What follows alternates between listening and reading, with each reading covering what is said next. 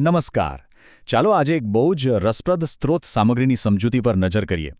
પર્વતોની સફર, પ્રકૃતિ, સુરક્ષા અને સંસ્કૃતિની શોધ. ક્યારે વિચાર્યું છે કે હિમાલયની એક નાનકડી સફર આપણને જીવનના કેટલા મોટા પાઠ ભણાવી શકે? બસ એ જ આજે આપણે જોવાના છીએ.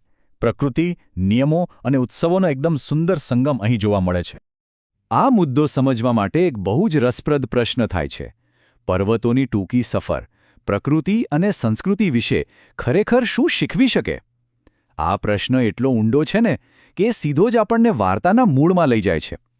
કારણ કે એક નાનકડી યાત્રા એ માત્ર એક જગ્યાએથી બીજી જગ્યાએ જવાની વાત નથી, ખરું ને? એ તો એક આખી નવી દુનિયાને જાણવાની અને સમજવાની બહુ જ મોટી તક છે. તો ચાલો આપણે આમાં સીધા જ કૂદી પડીએ. કલ્પના કરો, ઋષિ નામનો એક યુવાન તેના માતાપિતા સાથે જમ્મુથી હિમાલય તરફ બસમાં જઈ રહ્યો છે. બારીની બહારનું દૃશ્ય, ઓહોહો, એટલું અદ્ભુત છે. રસ્તા પર પેલા ગોળ ગોળ તીવ્ર વળાંકો આવે છે અને આસપાસની બધી જ ટેકરીઓ રંગબેરંગી ફૂલોથી જાણે ઢંકાયેલી છે. દૂર દૂર સુધી પથરાયેલા પેલા ઊંચા ઊંચા વૃક્ષો, આ બધું જોઈને પ્રકૃતિની ભવ્યતાનો એકદમ જીવંત અહેસાસ થઈ જાય. વિભાગ 1. રસ્તાના નિયમો. મુસાફરીમાં આપણી નાગરિક ફરજ. હવે મુસાફરીનો રોમાંચ તો પોતાની જગ્યાએ છે, પણ રસ્તાના નિયમોનું પાલન કરવું એ પણ એટલું જ જરૂરી છે, બરાબર ને? સુરક્ષાના આ નિયમો ખરેખર બહુ જ અગત્યના હોય છે. આપણે રસ્તા પર કેટલીક સામાન્ય સંજ્ઞાઓ વારંવાર જોઈએ છે, જેમ કે નો પાર્કિંગ એટલે કે અહીં ગાડી પાર્ક કરવી નહીં, નો હોન્કિંગ એટલે કે હોર્ન વગાડવો નહીં, અને નો યુ ટર્ન.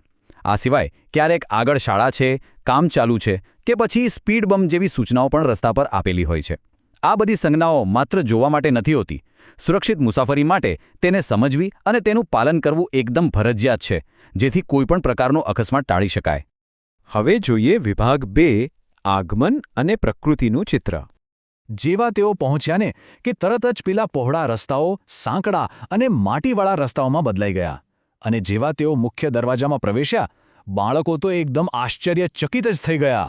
બગીચામાં રંગબેરંગી ફૂલોની એવી તો હારમાળા હતી કે વાત જ ના પૂછો.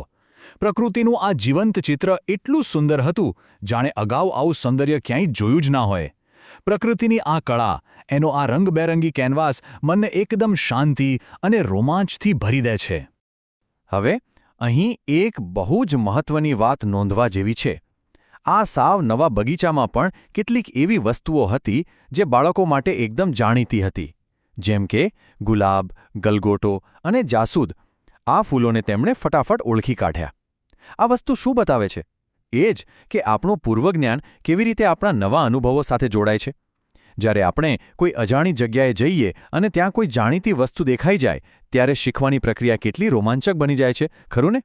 પણ હવે આ વનસ્પતિ વિશે જે ખરેખર બહુ જ રસપ્રદ બાબત છે તે સાંભળો. દરેક પ્રદેશની છે ને પોતાની એક આગવી વનસ્પતિ અને પરંપરા હોય છે.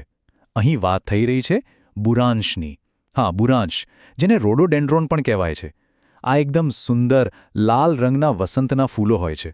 ત્યાંના સ્થાનિક લોકો વસંતોત્સવ વખતે આ ફૂલોને રાઈની સાથે દરવાજા પર મૂકે છે. શા માટે? જેથી ઘરના વડીલોના આશીર્વાદ મેળવી શકાય. વિચારો, પ્રકૃતિ અને સંસ્કૃતિ વચ્ચેનો આ કેવો અદ્ભુત સમન્વય છે. અને આ ઉત્સવ માત્ર ઉત્તર ભારતમાં જ નથી ઉજવાતો. દેશના અન્ય ભાગોમાં પણ પ્રકૃતિને વધાવવાની રીતો છે.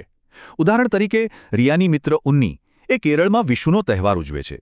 ત્યાં વિશુકાની નામની એક બહુ જ સુંદર પરંપરા છે, જેમાં તેઓ ગરમાળાના પીળા ફૂલો, ફળો અને શાકભાજીનો ઉપયોગ કરીને પ્રકૃતિના આગમનને આવકારે છે. આ બાબત સાબિત કરે છે કે વસંત અને પ્રકૃતિની ભેટનો આદર કરવાની આ ભાવના એ અલગ અલગ સંસ્કૃતિઓ અને પ્રદેશોમાં કેટલી સમાન રીતે વહેંચાયેલી છે.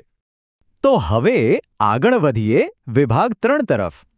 સંસ્કૃતિ, ભોજન અને વસંતની ઉજવણી.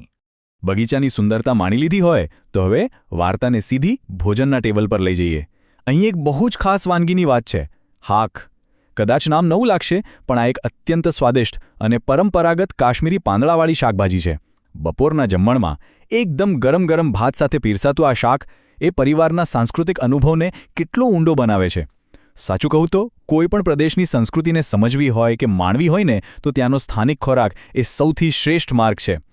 અને આ જ રીતે આપણા ભારતમાં દરેક તહેવાર તેની એક ખાસ વાનગી સાથે કેવી રીતે જોડાયેલો છે એ જોવું ખરેખર બહુ જ રસપ્રદ છે. તમે જુઓ, છઠ પૂજા આવે એટલે ઠેકવા બને જ. નાતાલમાં મીઠી કેક હોય, ઈદ ઉલ ફિત્રમાં સ્વાદિષ્ટ સેવૈયા બને અને હોળી હોય એટલે પૂરણપોળી તો જોઈએ જ.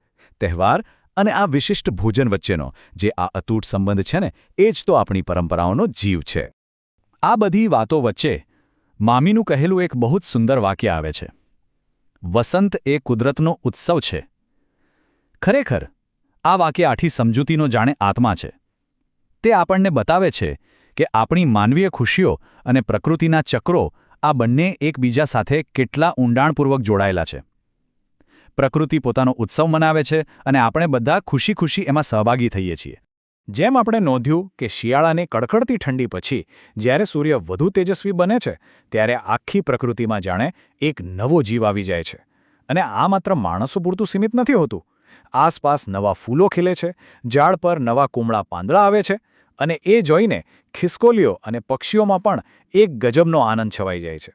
આ જ તો વસંતનું સાચું જાગરણ છે. તો હવે અંતે એક વિચાર પ્રેરક પ્રશ્ન સાથે આપણે આજની આ વાત પૂરી કરીએ.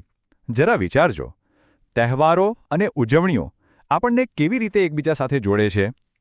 આખી સ્ત્રોત સામગ્રીમાંથી મળતો આ એક એવો સંદેશ છે જેના પર આપણા બધાએ ખરેખર મનન કરવું જોઈએ. આપણી પરંપરાઓ, આપણો સ્થાનિક ખોરાક અને પ્રકૃતિ સાથેનો આપણો અતૂટ સંબંધ, આ જ બધું તો આપણને એકબીજાની આટલા નજીક લાવે છે. આ સમજૂતીમાં અંત સુધી જોડાયેલા રહેવા બદલ ખૂબ ખૂબ આભાર. મને ચોક્કસ આશા છે કે આનાથી તમને ઉત્સવો અને પ્રકૃતિને જોવાનો એક સાવ નવો દૃષ્ટિકોણ મળ્યો હશે.